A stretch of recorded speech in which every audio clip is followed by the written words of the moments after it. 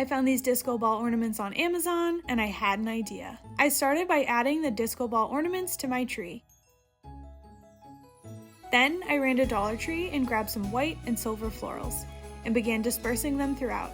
Adding different textures and shapes gives it a very sparkly, wintry look.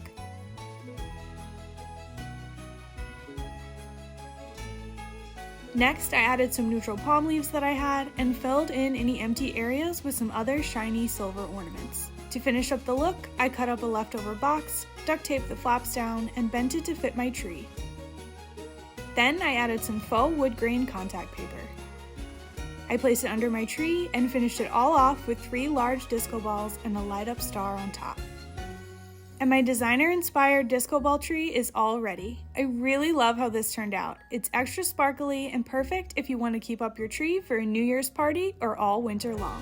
I'm just going to take this and drape it over my chandelier. I picked up this fabric at a local fabric store on clearance. I'm just gonna kind of zhuzh across the middle of the table there. I picked up on Amazon some fun little mirror ball dollar store silver chargers and white dinner plates. I have these pretty silver salad plates, and then I'm going to top those with a pretty little appetizer plate I bought at Michael's, these little silver beads. So we're just going to sprinkle those on the table. Plain clear wine glasses. Added a little silver metallic bow instead of a more formal napkin ring. And we're down to flatware for the table. Now, if you're familiar with these little lights, battery operated lights, that's how I'm going to finish our table. But I'm just going to tuck that right among our garland. I hope this inspired you to set a fun table for Christmas, Christmas Eve, or New Year's Eve, and have fun with it. I'm starting this project